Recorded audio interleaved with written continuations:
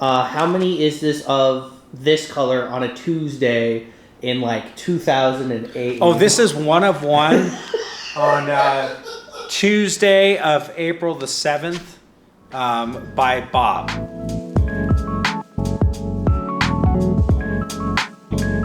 Today we're going to go through a summary of our build process so you can check out all the cool stuff we've done along the way.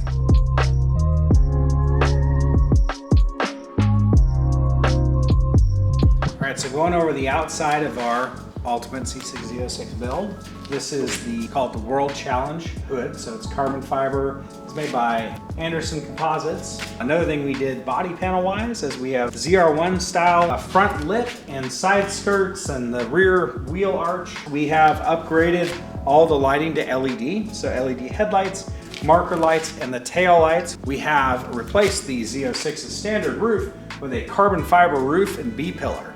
That's considerably lighter than the originals.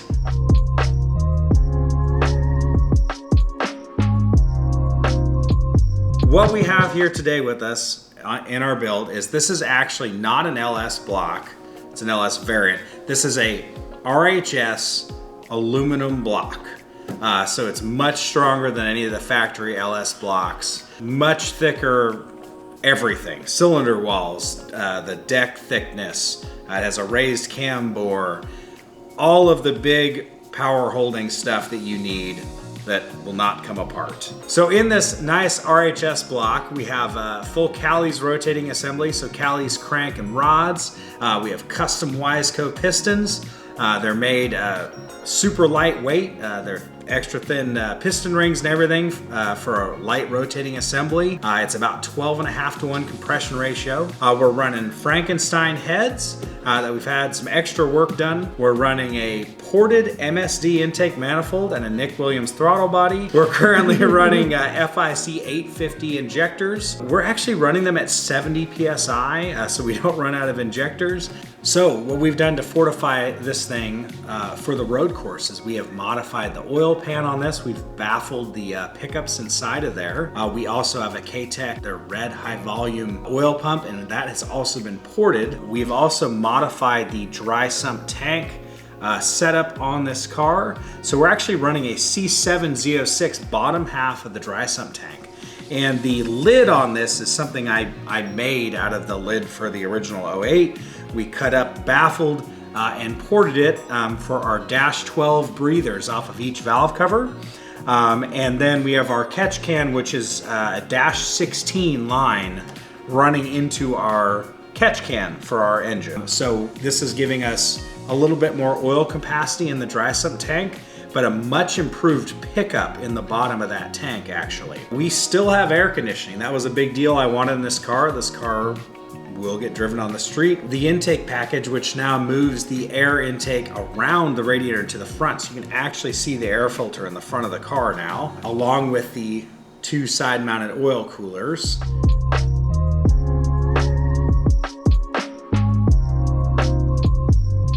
All right, so the reason that we can make this engine streetable with the compression ratio and everything that we're running on this is because this is flex fuel. We do have a Pro EFI standalone ECU, and it's flex fuel via our FlexLink system sending flex fuel sensor data, ethanol content data to that ECU. So we can correct for ethanol content because we can run E85 anytime we want at the compression we're running. We're also running our high flow restrictionless flex fuel sensor that we have not released yet at the time of this video anyways, but it's coming. That allows us to run E85 in any blend we want. So in the one lap of America, I'm sure we'll have to put some gas in it, and that's fine.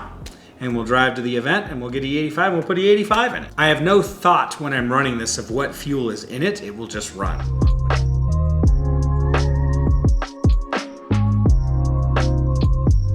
All right, so we're under the car now. Also under here, you have obviously where the torque tube bolts to the engine. We have our Mantic clutch in there. We got our carbon torque tube, back to our RPM transmission and our RPM differential with the billet housings. We're running a 390 gear and a custom gear set in the transmission as well.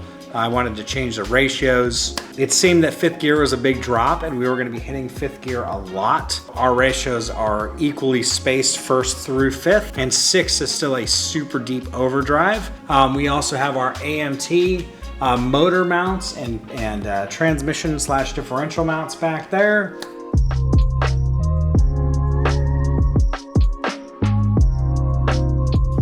All right, so this is the interior of our Ultimate C6. So some of the ones that, you know, I think a lot of people with a car like this might want to do. We have, this is an MGW, I believe is the brand, short shifter. I like this style of knob. It's just what I'm familiar with, kind of more motorsport style. We actually updated, it does have a stereo, so we put, it's got Android Auto and Apple CarPlay and all that in it, so we can have our nav going. It does not have heated seats anymore, if you couldn't tell. We have carbon bucket seats that fit me amazingly well. We had our upholstery guy build us nice inserts with the cool orange stitching to go with the car, as well as the e-brake boot and shifter boot and our armrest here, all in Alcantara, and our headliner to match the seats, as well as the steering wheel. What we don't have anymore is any of the original gauges, so we have a digital dash that's very well built in. Other things we did is we have 6-point racing harnesses in here, but one of the unique things about these carbon bucket seats is it allows us to run a standard 3-point seat belt, so when we want to just jump in and drive, you can just grab your belt, which is also not stock. It was nice and orange to match the car, and you can drive, and it will fit correctly because the cutaways in the bottom of the seat allow you to use a standard seat belt, but also allow you to wear the 6-point belt for when you're at the track. We have our roll bar here in the back, and then also back here we have our cool shirts. We have our controller here, as well as our little Element fire extinguisher.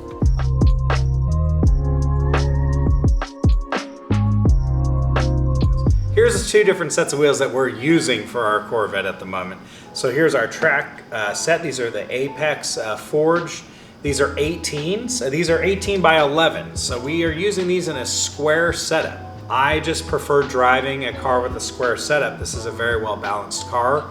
I like having equal traction at all 4 corners. It gives it a very neutral feel. Every corner is going to do basically the same thing with this kind of a setup on it. To me, that's just the ideal feel, and that's the idea of the Ultimate C6 Z06. This is our street tires, Michelin Pilot Sport 4S's.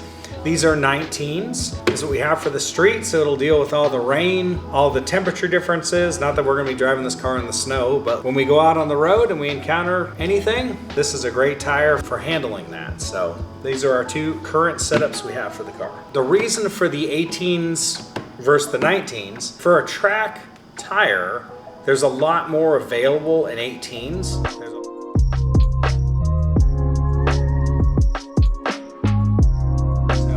Obviously, the first thing you can probably see right from where you are is the AP Racing big brake kit that we have on here. And what you might not be able to see is our billet spindles. So these spindles actually lower the car, and they actually have -3 degrees of camber machined into the spindle. Also, what we have here is we have our spherical control arm. They're not even bushings anymore, they're spherically mounted. So both the upper and the lower control arms have no more bushings in them. Then we have our custom built coilover set.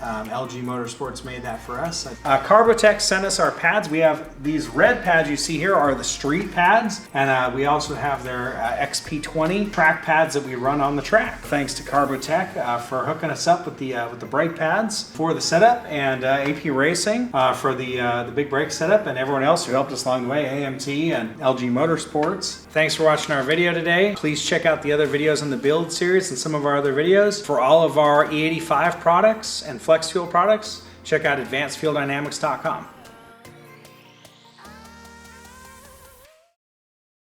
Not able to record that. That was actually really good.